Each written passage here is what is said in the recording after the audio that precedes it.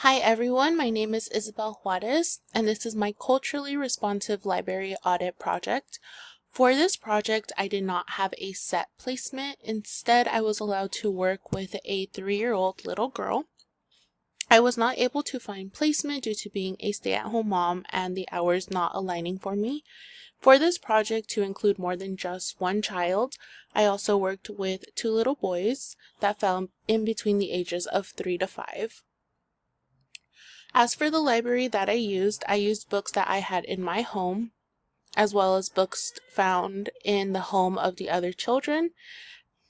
And to make sure that we hit the 50 book mark, I also used a book from a public library. Out of those books, the genders were 12 female, 7 male, 0 non-binary, and 21 non-human.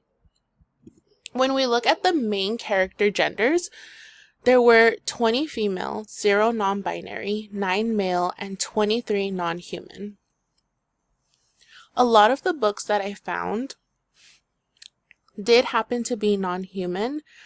I believe this is because they're still at that toddler age where books like this, The Little Blue Truck, are fun for them. They're entertaining for them. It allows them to still be just kids. However, in the little girl's home, the mom had a lot of books that did focus on female, while the little boy, the parents had a lot of books that focused on males. Out of the books, the races that were shown were 1 for Native/Indigenous, 0 was not 1, 19 for non-human, 11 for white. This was 7 for African American, 5 for Asian/Asian American, 11 for Latinx, and 10 for Middle Eastern.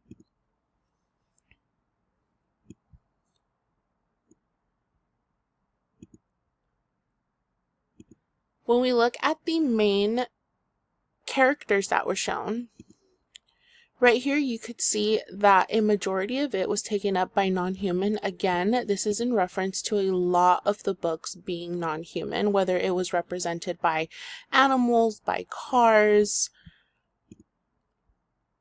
Well, a smaller percentage was shown to be representing Black, Asian, Latinx, and white. There was none for Middle Eastern that I came across. For this, if we look here, we could see that there was 1 for Black/African American, 1 for Asian, 2 for Latinx, 0 for Indigenous, 0 for Middle Eastern, 1 for white, and 19 for non-human.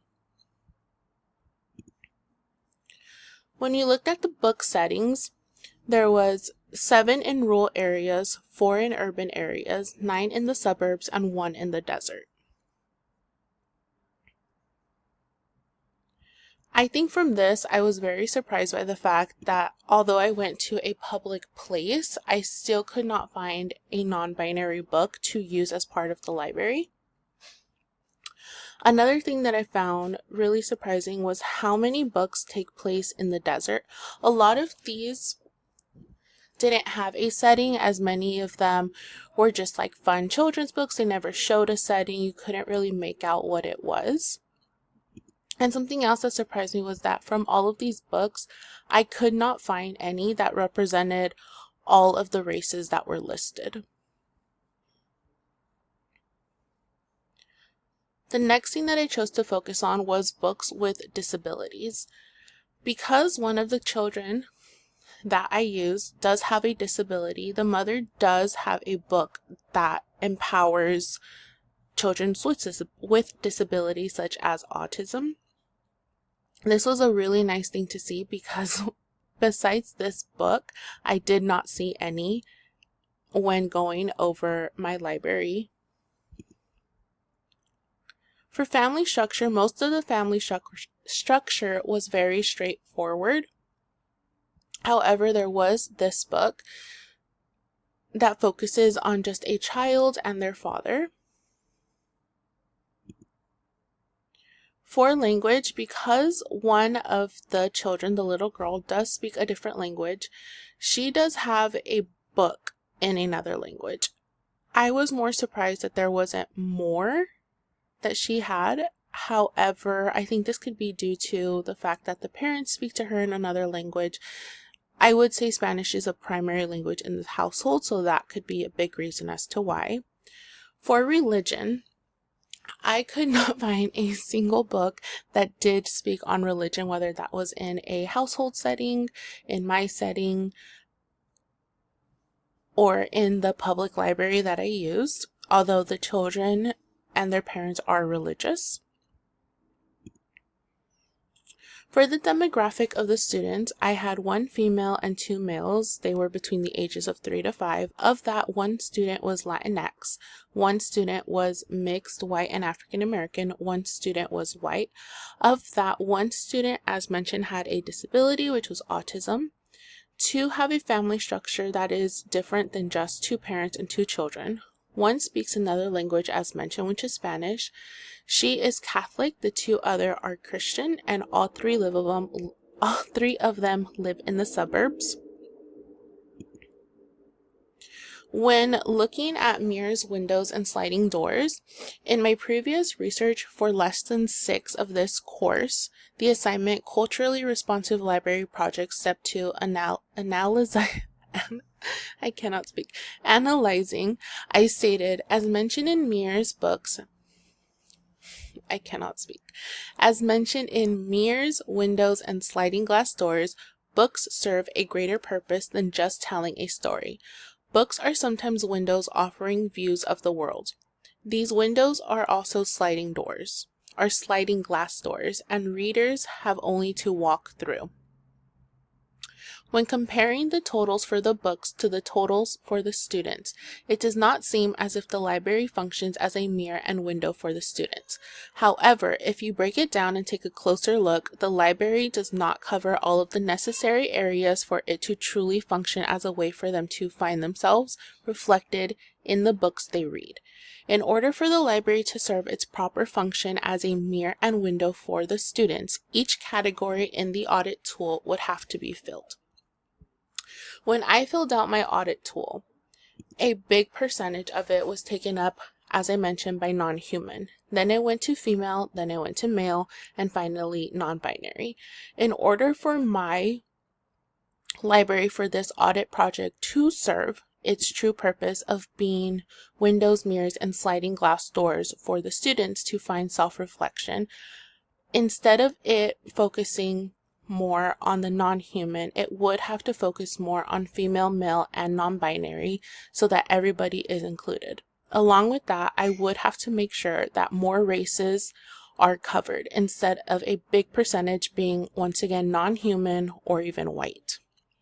The same goes for making sure that the main characters in the book represent the actual students themselves and not a non-human character such as the little blue truck, or reading books that have animals as the speakers. I would also have to focus on adding more books that cover disabilities, not just autism, but all kinds of disabilities, especially because it could represent either the student themselves or somebody in their family. The same thing goes for family structure.